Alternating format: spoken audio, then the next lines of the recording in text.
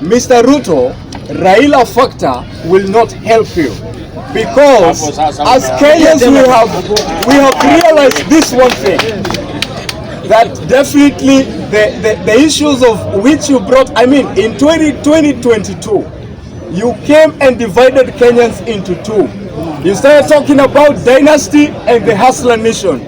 After you got into power, with the hustlers who took you to power, you forgot us and actually formed a coalition with the dynasty you used to tell us to scoff every day. All right, thank you very much. First of all, I want to congratulate my brother for what he has spoken boldly. This is what made now, I mean, this is the spirit that we went to the streets as Gen Zs with. To have a united nation and to fight a fight that will actually liberate Kenya from this evil leadership. Let me begin by saying this.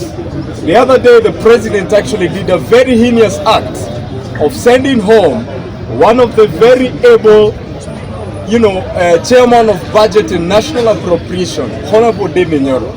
Let me tell you, sometimes even if you're playing tribal politics, it's good we give credit where it deserves. For the last 2 years that Honorable Manyora has been the chairman for the national appropriation and the budget, we have seen the impact. However, some of the young parliamentarians, and we know them, they actually conspired and mobilized the president to send him home. But look at this.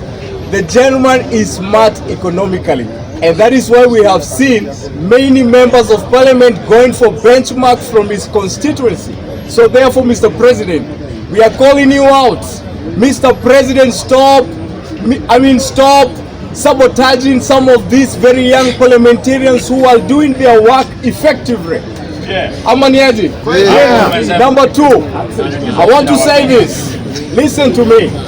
As Kenyans, a time has come when we have to come out and stand for truth, for that is what will help us.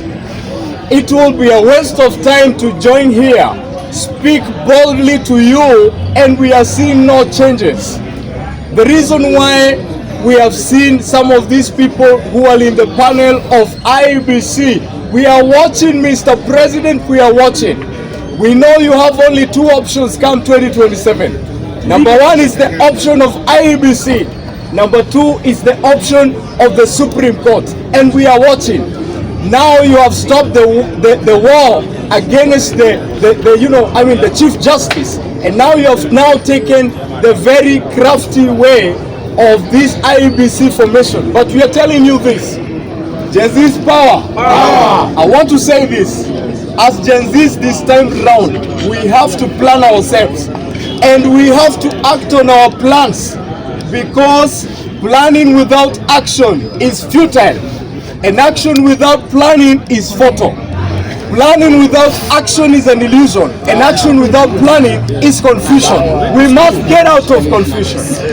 Come 2027, I want to call us as Gen Zs, the way we stood out last year in the month of June, the same way we should continue with the spirit and say enough is enough to this evil leadership.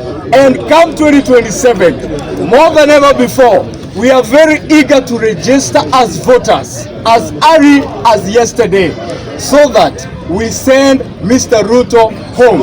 And I want to tell you this final thing. Mr. Ruto, Raila factor will not help you. Because as Kenyans we have realized this one thing, that definitely the issues of which you brought, I mean, in 2022, you came and divided Kenyans into two. You started talking about dynasty and the hustler nation. After you got into power, with the hustlers who took you to power, you forgot us and actually formed a coalition with the dynasty you used to tell us to scoff every day. And therefore, Mr. President, prepare yourself for the remaining 2 years, because the gate is open and Kenyans have all agreed with one confederation that we are sending you home 2027. Thank you very much.